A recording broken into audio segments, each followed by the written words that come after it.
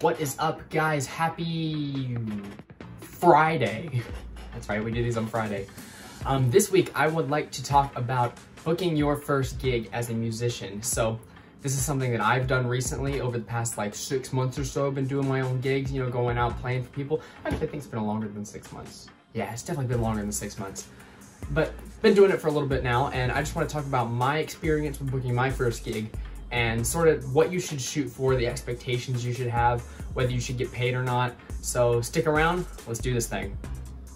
Okay, so before we get into actually booking the gig, I need to first tell you what you need to have prepared for your gig. From my experience so far, I'm booking like family restaurants, pubs, things like that. So you're starting local, you're starting small, and typically places like that want you to play for a minimum of 2 hours or so. So what that means is you need to have 2 hours of a combination of, you know, originals, covers, whatever you want, whatever kind of musician you are, you need to have at least 2 hours of that music ready to go. For me, I do about 1/3 of my own originals and then like 2/3 covers.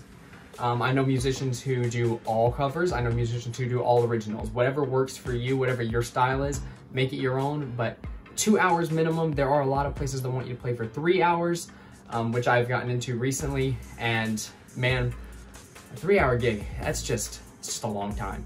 But yeah, so 2 hour minimum, and make sure that you have practiced these songs. I mean, I do have some songs that I bring in, you know, music with, but make sure that like a good amount of them are gonna leave you enough freedom so that you can just, you know, belt out, you can play, you can actually perform for these people to not stare down at your sheet music the whole time.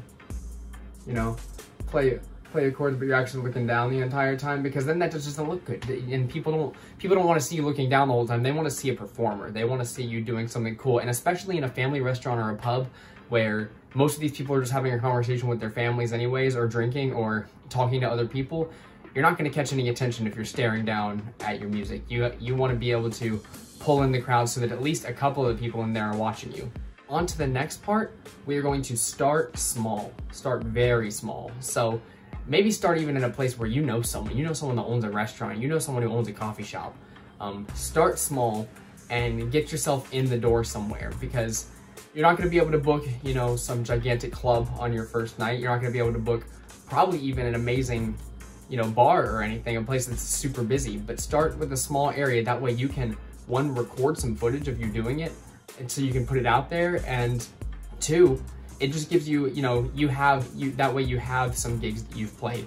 Me personally, the first place I think I booked myself was a coffee shop downtown, and they didn't even pay me. Like it was a 2-hour gig. I was set to play there, and they didn't pay me. All I did was show up and play for 2 hours, and that's just what I had to do. I mean, it worked out, and honestly, I'd still go back. Like it's still a good time, and I could still get a good amount of like tips and stuff while you're there.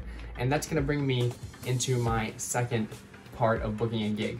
Do not expect to be paid, but don't not expect to be paid, because a lot of places they'll offer up a flat rate or something like that.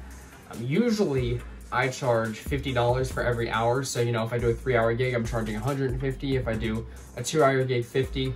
And that's usually what I tell people. But if places tell me, hey, we don't pay, but you know, we're 5 minutes down the road from you, okay, I'm gonna show up, I'll do 2 hours, see how many tips I can bring in. There have been nights where I haven't been paid, but I've brought in over $100 worth of tips.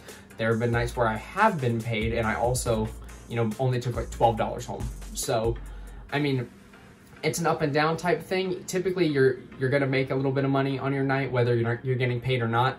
And also, when you're just starting out, you wanna take what you can, because you wanna have at least a history to go back on. And a big thing about that is, even if you're not getting a lot of money, you can pick up some quotes from these people, and that's great for your bio and your account as a musician, as an artist, because you can take these quotes you get from the owners and people at the places you played, and, you know, if they say, yeah, Seth was a really talented musician who really brought something unique to the genre, or something like that, you put that inside your bio, and now when you're sending your bio out to places, they can see, oh, this person here said this person here said this. So it's really something that you can use all around. So always get those quotes as well. But yeah, start small, get yourself a nice family restaurant, a coffee shop, something like that, and just ask them if you can play. If they decide to pay you, that's awesome. If they don't, it's no big deal.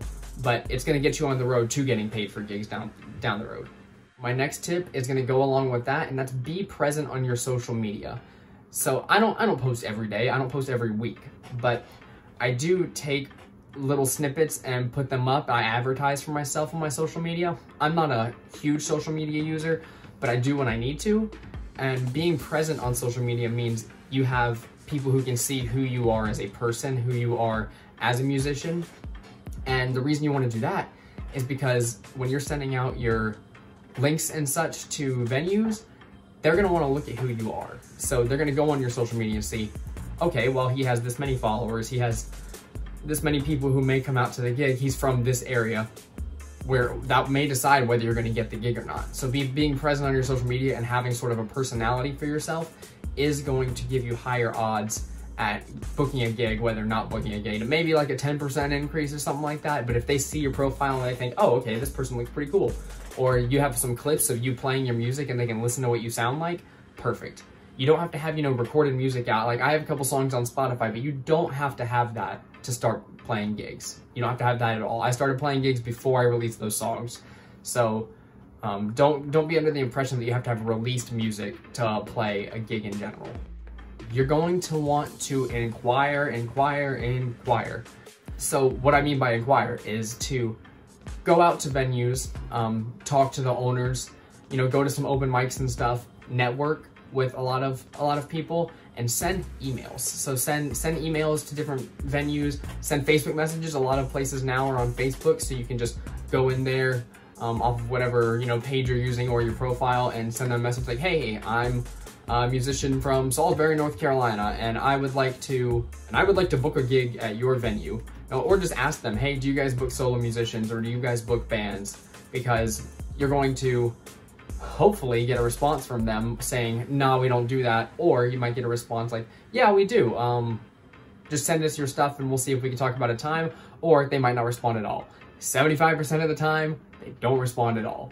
But if you send out to 40 places, 75% of them don't respond, 10 of them do, 5 of them do book musicians and 5 of them don't, well, you have a chance of 5 of them places booking you. So those aren't real statistics, that's just me, talking, but yes. So if you can book 5 gigs out of the 40 places you inquired with, awesome, you've got 5 shows coming up, which is much higher than 0, so better than nothing. But that part of it is a job. I mean, if you have a booking manager or an agent or something, okay, well, they're gonna do most of that for you, and they know a lot more people, they can get you in those doors. But me, I just have to send stuff out. You just have to keep sending and sending and sending until, hopefully something comes up. And that's gonna bring me into my next portion, because after you actually get a couple of gigs booked, while you're at those gigs, have some business cards or a poster or something, or even just call out in your show for people to follow you, for people to contact you with any more gigging opportunities and things like that. Because if you're handing out business cards, it's got your email on the back, and all of your social media, or just a nice picture and a link, handing those out and talking to people at these shows is gonna make them wanna see you again because they know who you are. So getting to know your general consumer as a person, or your audience, I don't know why I said general consumer, getting to know your audience as a person or as people is going to help you get gigs in the future, because they might say, hey, well, I know someone who owns a coffee shop like 2 minutes from here. Do you have anything I can contact you with so that we might get you to play there? Okay, well, hand them your business card. And business cards are like 10 bucks, guys. Like 500, you get like 500 business cards for $10 to $15 on some websites. I think, yeah, that's what I paid for mine, like 10, 15 bucks, and I got 500 business cards. And yes, I designed them myself and stuff, but that takes maybe an hour for you to get a nice design for your business card. So, and you can make it yourself too. So yeah, get out there and network. So even if you go to open mics and stuff, talk to other musicians and be like, hey, you got anything for me? Here you go. I did that in Salisbury. We have 4 or 5 open mics that go on every week, and a while back I would just go out and talk to people. I didn't have any business cards at the time, but I would talk to people. They would talk to me about places I should go to, places I should hit up, and it really does help. And even if you don't get gigs booked from that, you have connections to other musicians who may talk about you, who may share your music with more. So network and get your name out there. And to wrap this up just a little bit, you want to use those family and friend connections like I mentioned at the beginning. Use those family and friend connections to get that first one. Because once you get that first gig, you can sort of start learning better and better how to do it. And this is all practice. I mean, you're not gonna be perfect at your first show, but as you start getting better and better at performing, as you start getting better and better in talking and being this sort of artist as opposed to just your normal self, and yes, it does feel like a job sometimes. You know, you go out there for a 3-hour show. I had a 3-hour show last night, and man, can I tell you that whenever I hit probably the hour and a half mark, I was looking at the clock like, man, when's my shift end? But it's fun, and it's something, if it's something that you're good at, something that you're passionate about, you're gonna want to do it anyways. Even though it felt like a shift, I ended the night with getting paid, talking to a few people. Maybe a couple of them look at my music, maybe some of them don't, but I at least made a progression as an artist. I at least learned something from playing shows. So try to get that first gig. Family and friend connections are not something to be sad about. Like if your family owns a little place and they want you to play one night, see if you can play on a Friday night or Saturday when the place is busy, do it. Get in there and play. And then if you're good enough, if people like you, you will find other things to do. And so take all of that together, post on social media, maybe have a Facebook page or a YouTube channel ready to go. Get yourself network out there, go to open mics. Just knowing people is a huge part of getting gigs. So keep on going, get people to know you, get to know people. I mean, it's a two-way street, so you can't just have people that know you and then you don't know them. You need to get to know them as well. So with that, guys, get out there, book your first gig, get out there and make a little bit of money, whether it's tips or whether you're getting an actual flat rate or a door deal, whatever it happens. And if you know other musicians who are gigging and they need someone to add on to the set, talk to them. If you know other bands and you're like, hey, I'm an acoustic artist, I can open up. Or hey, I have a couple of friends, we have a little band and we could do a 30-minute set for you guys to open up.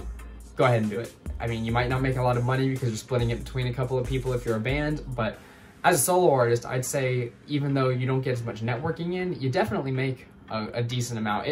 And believe me, when you do it enough, it does feel a little bit like a part-time job. It feels like something you have to do, but I love it. It's fun.